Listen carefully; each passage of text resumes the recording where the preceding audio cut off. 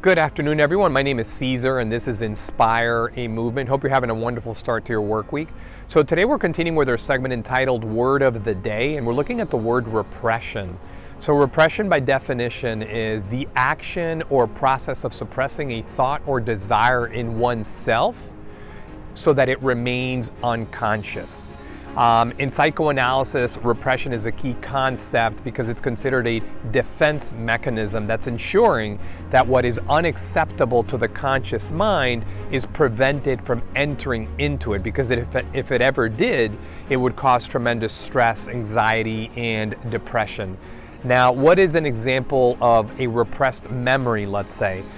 For some of the folks that may have been bitten by a nasty spider when they were much younger, what could happen is that this memory is repressed, but then it turns up later in life as arachnophobia, a deep-seated fear of spiders that they may not even be awares about where this stemmed from, where it came from.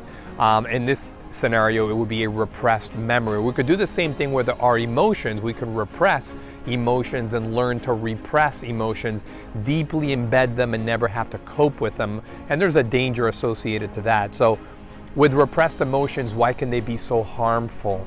Well, because they lead to mental health conditions and symptoms, again, like stress, anxiety, and depression. And these things lead to physical symptoms like muscle tension, pain, nausea, digestive problems, which are things that I have had to contend with, particularly the digestive problems on accounts of my coping mechanism around my feelings and my emotions, which I've repressed for years and years and years and years.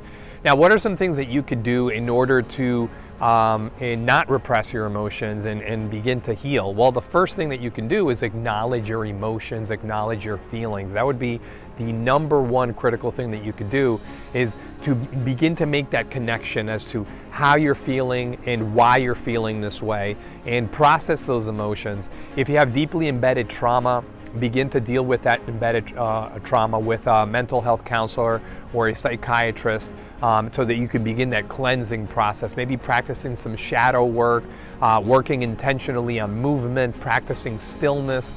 These are all things that you could do in order to try to deal with repressed emotions. As I personally connect with this issue of repression, I know that I learned as a coping mechanism to repress my emotions, and this is something that I systemically did so that I didn't have to deal with things that were painful and nasty and ugly. I would just sort of compartmentalize in my mind and not have to deal with those things, even though it was very hurtful. I would repress it in there and not have to contend with it.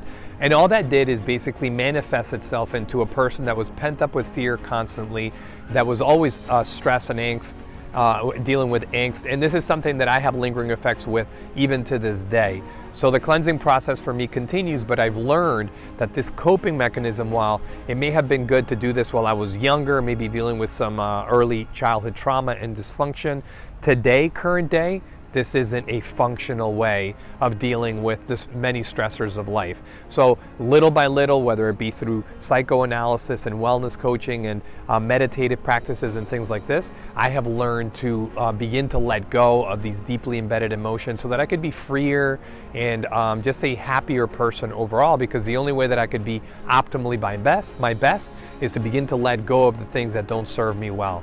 Hopefully these short reflections are of use to you. Please connect with us at inspiremovement.com, and also our Instagram feed, Inspire Movement, as well as our Facebook page. We have a lot of things going on. If you're watching this on October the 8th, we have our second mini retreat. We look forward to seeing you there. We count on all of your support. Thank you so much, and have a wonderful rest of the week.